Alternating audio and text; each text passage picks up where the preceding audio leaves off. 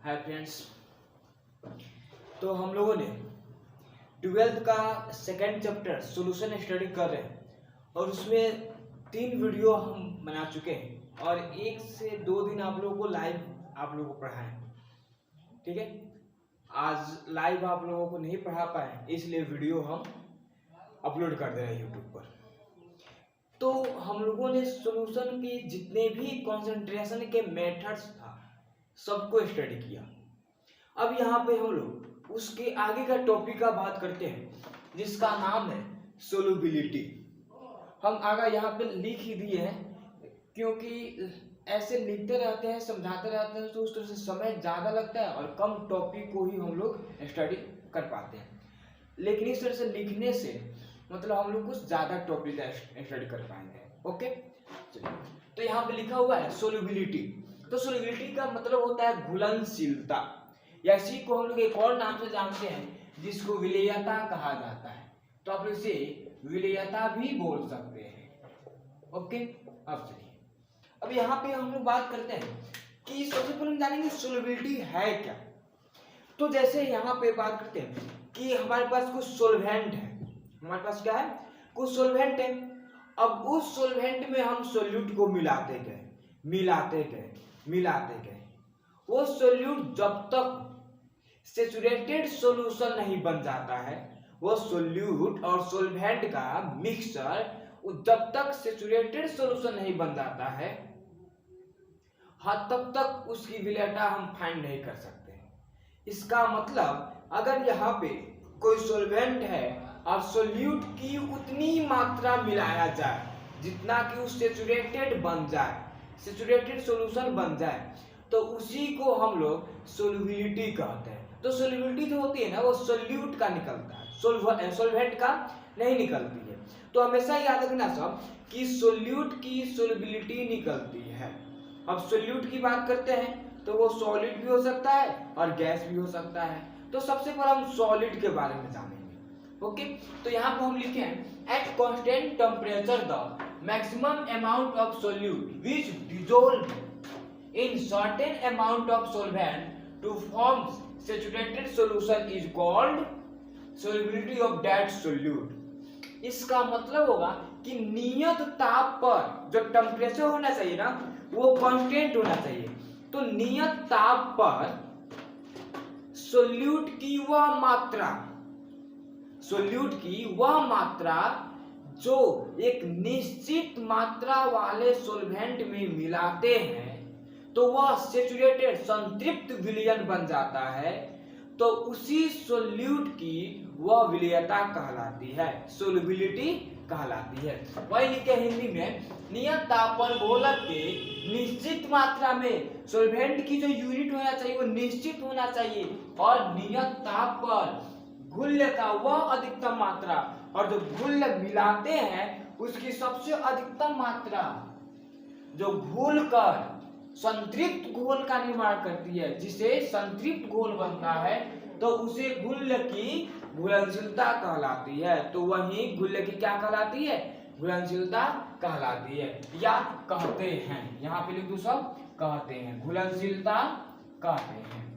अब यहाँ पे अगला टॉपिक हम लोग जानेंगे कि factor on which solubility of solid solute depends.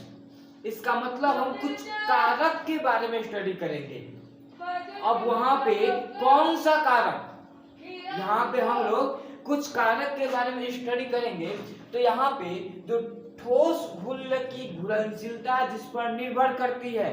अब जैसे वाटर और शुगर को ले लेते हैं तो वाटर शुगर में वाटर जो है वह सोल्वेंट है और शुगर क्या है, सोल्यूट है। तो यहाँ पे सोल्यूट शुगर जो है वो तो सॉलिड स्टेट में, ठोस अवस्था में। तो हम इसकी जो विलेयता है, सोल्यूबिलिटी है, इसके बारे में हम कुछ बात करेंगे कि सोल्यूबिलिटी जो होती है सोल्यूट की इंक्रीज कब होती है, डिक्रीज कब होती है, किस पर डिपेंड करती है। तो वो 2 फैक्टर होते हैं जिसपे सोल्यूट की सोल्यूबिलिटी डिपेंड करती है। कौन कौन सा फैक्टर होता है? तो पहला होता है नेचर ऑफ सोल्यूट एंड सोल्वेंट। इसका मतलब कि सोल्यूट और सोल्वेंट है उसके नेचर पे डिपेंड करता है।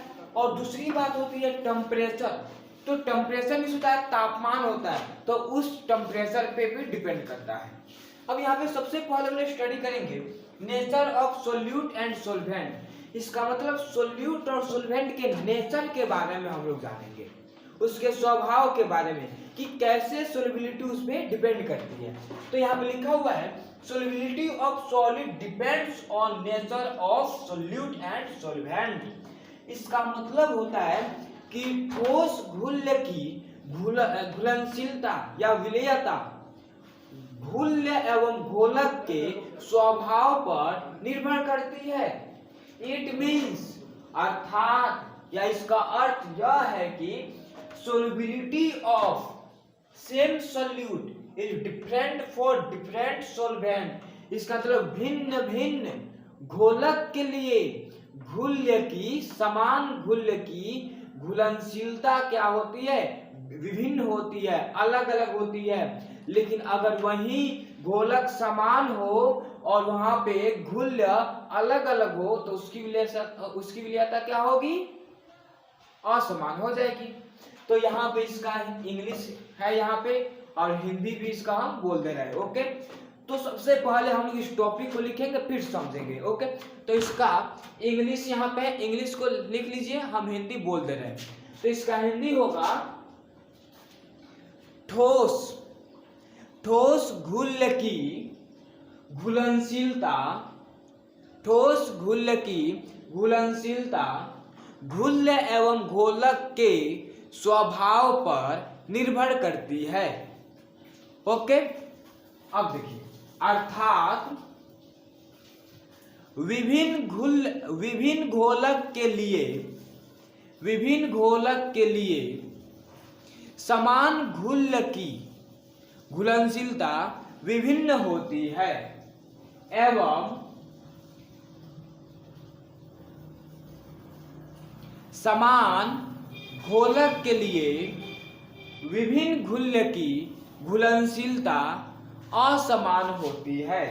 यही लिखाए हुए हैं, इसको अच्छा से देख लीजिएगा। ओके, अब इसको नोट भी कर लिए होंगे। अब थोड़ा सा इसमें हम लोग समझ लेते हैं कि ये कैसे कैसे ये हुआ है।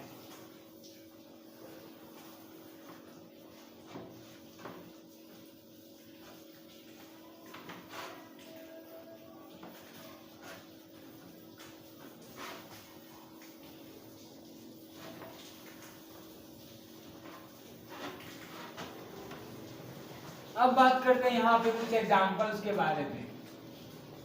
तो जैसे मान लेते हैं कि ये हमारे पास एक पॉट है, एक बर्तन है, ये हो गया, एक बर्तन हो गया और एक बर्तन हम यहाँ पे ले लिए।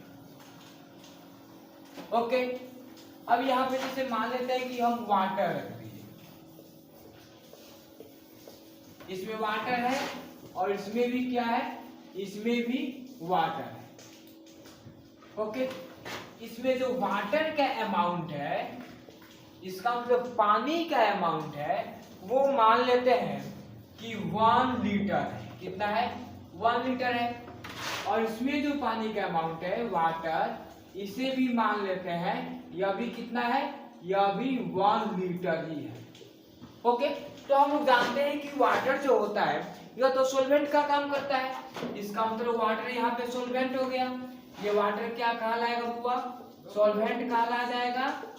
और यहाँ पर भी जो ये वाटर है इसे भी हम क्या कह देंगे, इसे भी हम लोग सॉल्वेंट कह देंगे। अब यहाँ पे देखिए कि दोनों सॉल्यूशन में, यहाँ पे सॉल्यूशन जो है इसमें भी सॉल्वेंट 1 लीटर है और इसमें भी सॉल्वेंट 1 लीटर है। इसका मतलब यहाँ पे क्या हुआ, सेम सॉल्वेंट हो गया। क्या हो गया, सेम सॉल्वेंट हो गया। अब सेम सॉल्वेंट जो है, लेकिन इसमें जो शुगर मिलान है, इसमें जो शुगर मिलाया जा रहा है, दोनों की बात कर रहे हैं, तब अलग अलग लिखते हुआ चलिए लोग यहाँ पे। तो इसमें हम लोग शुगर मिला रहे हैं, शुगर यहाँ पे इसका अमाउंट 200 ग्राम हमने लिख दिया। अब इस शुगर को हम लोग क्या कहेंगे, इस शुगर को सोल्यूटेड कहेंगे। इसमें जो शुगर है, इसमें जो शुगर मिला रहे हैं वो मिला दिए 100 ग्राम।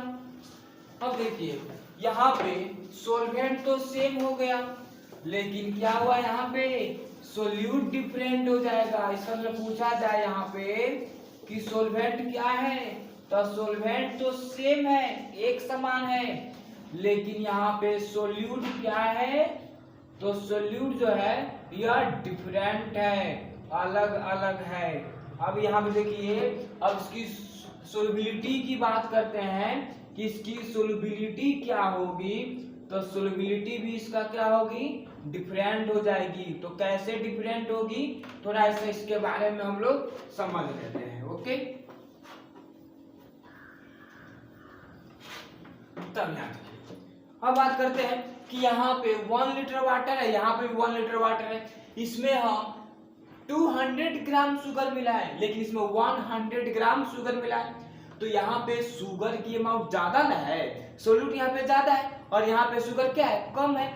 तो इसमें शुगर ज्यादा है तो मीठ ज्यादा लगेगा, ज्यादा स्वीट लगेगा। इसमें कम शुगर है तो ये स्वीटनेस कम हो जाएगा। तो जिसकी ज्यादा स्वीट होगी, जो ज्यादा मीठा होगा, उसकी सोलिबिलिटी ज्यादा होगी, और जो कम मीठा होगा उसकी सोलिबिलिटी क्या होगी, कम होगी। तो वही बात है, यहाँ पे अलग अलग होगा, इसका ज्यादा इसका कम, तो अलग अलग होगी नहीं, ये अलग अलग हो गया। ओके, अब चलिए अब फिर एक और एग्जांपल की बात करते हैं हम लोग, उसको भी लिख लेते हैं। एग्जांपल नंबर 1 हो गया, अब एग्जांपल नंबर 2 देखते हैं। फिर हमारे पास 2 बर्तन है, एक बर्तन ये हो गया और एक बर्तन जो है ये हो गया। इसमें भी हमने वाटर रखा और इसमें भी हमने वाटर रखा। इसमें वाटर का अमाउंट जो है, volume of water is equal to 2 litre, 2 litre water हो गया, जो किसका काम कर रहा है, सोलवेंट का काम कर रहा है। और इसमें जो वाटर है, इस वाटर की अमाउंट जो हो गया ये 1 लीटर हो गया। इसमें वाटर कितना हो गया, 1 लीटर हो गया। ये भी तो सोलवेंट का काम न करेगा। अब इसमें हम क्या मिलाए हैं, शुगर है, चीनी है, इसे मान लेते हैं 100 ग्राम शुगर है, और इसमें भी जो शुगर है, ये भी शुगर का अमाउंट कितना है, 100 ग्राम है। इसे हम लोग क्या कहेंगे बुआ, ये सोल्यूट कहलाएगा, और ये भी क्या कहलाएगा, ये भी सोल्यूट कहलाएगा। अब यहाँ पे थोड़ा सा ध्यान से देखिए आप लोग, कि यहाँ पे देखिए कि वाटर सोलवेंट है और यहाँ पे भी वाटर सोलवेंट है, शुगर सोल्यूट है, उसमें भी शुगर सोल्यूट है। तो यहाँ पे जो वाटर है और यहाँ पर जो वाटर है, दोनों अलग अलग है, डिफरेंट है, लेकिन शुगर जो दोनों में है, शुगर क्या है, दोनों सेम है। तो हम इसको लिखना प्रारंभ करेंगे, तो यहाँ पे सोलवेंट की बात करते हैं कि सोलवेंट क्या है। तो सोलवेंट तो वाटर है, यहाँ पे वाटर 2 लीटर है और यहाँ पे वाटर 1 लीटर है। इसका मतलब अलग अलग है ही नहीं, ये अलग अलग है, तो लिखेंगे डिफरेंट, यह क्या है, अलग अलग है। अब बात किया जाए सोल्यूट का, कि सोल्यूट क्या होगा यहाँ पे, तो सोल्यूट यहाँ पे 100 ग्राम और यहाँ पे सोल्यूट 100 ग्राम, तो ये तो सेम हो गया। तो सोल्यूट की सोल्युबिलिटी की बात करते हैं, किसकी बात करते हैं, सोल्युबिलिटी की। इसका सोल्युबिलिटी क्या होगा, तो यहाँ देखिए, भले ही यहाँ पे सोल्यूट सेम है लेकिन सोलवेंट अलग अलग है, तो इसकी सोल्युबिलिटी भी क्या होगी, डिफरेंट हो जाएगी, ये भी डिफरेंट हो जाएगी। इस तरह से हम लोगों ने सोल्युबिलिटी के बारे में स्टडी किया। तो 1 नंबर एग्जांपल लिख लेंगे, फिर 2 नंबर। इसमें कैसे डिफरेंट हुआ, 2 लीटर इसमें 100 ग्राम चीनी है, इसमें भी 100 ग्राम चीनी है, तो सोल्यूट की मात्रा तो सेम है, तो सेम नहीं होना चाहिए, नहीं, सोलवेंट भी तो डिपेंड करता है ना। सोलवेंट की मात्रा यहाँ पे 2 लीटर है और यहाँ पे 1 लीटर है। अब 1 गिलास पानी ले लेते हैं और 1 लोटा पानी ले लेते हैं। 1 गिलास पानी में हम इतना चीनी डालते हैं और 1 लोटा पानी में इतना ही चीनी हम डालते हैं। तो वहां पे जो गिलास वाला पानी होगा उसमें चीनी जो मिला है वो मीठा लगेगा। क्यों? क्योंकि वहां पे पानी की मात्रा कम है और लोटा में पानी की मात्रा ज्यादा है, इस कारण से वो फीका लगेगा और ये मीठा लगेगा। तो मीठा ये लगा, फीका वो लगा। जो मीठा लगा उसकी सोल्युबिलिटी ज्यादा है और जो फीका लगा उसकी सोल्युबिलिटी क्या है, कम है। आगे समझ में आप लोगों को? तो इसको भी नोट कर लीजिए आप लोग। अब यहाँ पे हम लोग अगला टॉपिक स्टार्ट करेंगे जिसका नाम है टेम्परेचर। तो यह भी एक फैक्टर पर डिपेंड करता है, यह भी एक फैक्टर ही है। जैसे हमने आप लोगों को नेचर ऑफ सोल्यूट एंड सोल्वेंट के बारे में हम बताए, सेम वैसे ही एक और फैक्टर है जिसको हम लोग टेम्परेचर कहते हैं। तो यहाँ पे हम क्या लिखते हैं कि the method of dissolution of solid solute in liquid सोल्वेंट में बी एक्सोथर्मिक या एंडोथर्मिक। इसका मतलब जो सॉलिड सोल्यूट जो होता है अगर लिक्विड सोल्वेंट के साथ मिलाया जाए तो उसका तो वो जो होता है ना उसका सॉल्यूशन जो होता है ना या तो एक्सोथर्मिक होगा या तो एंडोथर्मिक होगा। ओके, अब फिर आगे हम यहाँ लिखे हैं solubility of solid solute for exothermic dissolution decreases with increased temperature. इसका मतलब होता है कि ठोस घुलने की घुलनशीलता, ठीक है, एक्सोथर्मिक रिएक्शन के लिए, एक्सोथर्मिक डिसोल्यूशन के लिए डिक्रीजेज कम होता है, घटता है कब, जब टेम्परेचर बढ़ता है। तो हमेशा याद रखना सर कि एक्सोथर्मिक डिसोल्यूशन में क्या होता है, जब टेम्परेचर को बढ़ाया जाता है तो सोल्युबिलिटी उसका कम होती है। ठीक है यार, एक्सोथर्मिक में क्या होता है कि बाहर के टेम्परेचर को वो हाई कर देता है।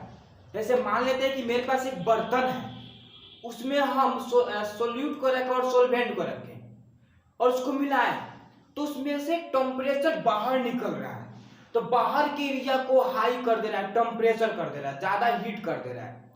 तो अंदर तो टेम्परेचर नहीं ना रहा, जब अंदर टेम्परेचर ही नहीं रहेगा तो उसकी सोल्युबिलिटी क्या होगी, कम होगी। तो बाहर टेम्परेचर इंक्रीज कर रहा है तो अंदर सोल्युबिलिटी डिक्रीज कर रही है। वही बात यहाँ पे लिखे हैं कि एक्सोथर्मिक डिसोल्यूशन के लिए टेम्परेचर इंक्रीज करेगा तो उसकी सोल्युबिलिटी क्या करेगी, डिक्रीज करेगी। लेकिन वही एंडोथर्मिक डिसोल्यूशन के लिए इसमें क्या है, तो एंडोथर्मिक डिसोल्यूशन में है कि अंदर का टेम्परेचर जब इंक्रीज करेगा तो उसकी सोल्युबिलिटी भी इंक्रीज करेगी। एग्जांपल में जैसे हम देखते हैं चीनी और पानी को मिलाते हैं तो हम ऐसे ही एट कांस्टेंट टेम्परेचर, तापमान क्या होना चाहिए, कांस्टेंट होना चाहिए, और उसमें चीनी मिलाते गए मिलाते गए मिलाते गए मिलाते गए मिलाते गए, मिला दिए पूरा तरह से, अब और चीनी नहीं मिला सकते हैं। ओके, अब बात करते हैं कि हम उसी को थोड़ा सा हीट दे रहे हैं, उसी बर्तन को गैस पर रख दिए और गैस को बांट दिए, अब वहां से हीट मिलना प्रारंभ हो गया। अब हीट किससे मिलेगा, चीनी पानी का जो पाग बना है उसको हीट मिलेगा, तो फिर से ढीला होते जाएगा। जब ढीला होते जाएगा तो और चीनी मिलाएंगे, तो और चीनी मिलाएंगे तो उसकी सोल्युबिलिटी अधिक होगी कि नहीं, अधिक होगी। लेकिन अब उसी को हम ठंडी जगह पर रख दे, अब पूरा वो पाग जो है ठंडा हो जाता है तो वो ठोस सॉलिड बन जाता है, हार्ड हो जाता है। अब चीनी मिलाएंगे, मिल में नहीं करेगा, तो जब चीनी नहीं मिलेगा इसका मतलब ठंडा हुआ तो चीनी नहीं मिलेगा, इसका मतलब सोल्युबिलिटी क्या हो जाएगा, कम हो जाएगा। वही बताया हम आप लोगों को यहाँ पे इंग्लिश लिख दिए, यहाँ पे हिंदी लिख दिए। अब बात करते हैं कि डिसोल्यूशन ऑफ सॉलिड सोल्यूट, यही इसको शॉर्टकट में, तो सॉलिड सोल्यूट जो होता है उसका डिसोल्यूशन जो होता है ना या तो एक्सोथर्मिक होगा या तो एंडोथर्मिक होगा। तो एक जैसे बर्तन ले लेते हैं, अब इस बर्तन में ये सॉल्यूशन हो गया, ओके, अब इसमें कुछ सोल्वेंट है, इसमें क्या है, सोल्वेंट है, और इसमें सोल्यूट भी है, सोल्वेंट भी और सोल्यूट भी है।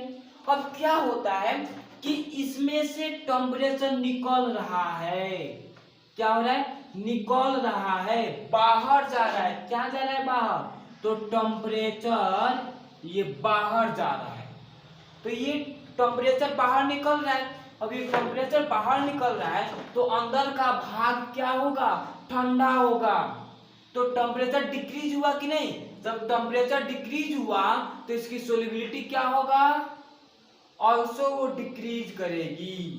इसका मतलब क्या हुआ कि टेम्परेचर जब इसका कम होगा अंदर का, तो यहाँ पे सोल्युबिलिटी भी क्या हो जाएगी, कम होगी। आ गया समझ में। अब बात करते हैं यहाँ पे कि वही इंडोथर्मिक की बात करते हैं।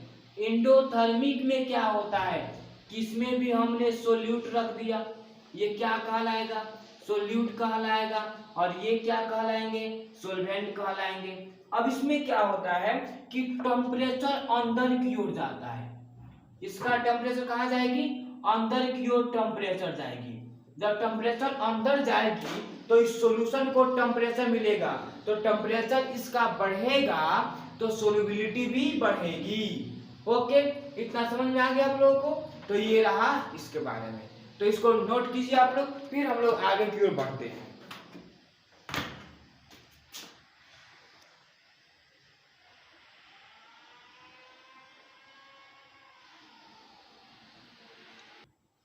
अब यहाँ पे हम लोग अगले टॉपिक के बारे में स्टडी करेंगे, जिसका नाम है सोल्युबिलिटी ऑफ गैस सोल्यूट। हम लोगों ने सॉलिड सोल्यूट के सोल्युबिलिटी के बारे में पढ़ा था, अब यहाँ पे गैस सोल्यूट के सोल्युबिलिटी के बारे में हम लोग पढ़ेंगे। ओके, तो यहाँ पे हम लोग बात करते हैं at constant temperature. Okay, the maximum volume of gas solute which dissolved in a certain volume of liquid solvent to form saturated solution at 1 atm is called solubility of gas solute।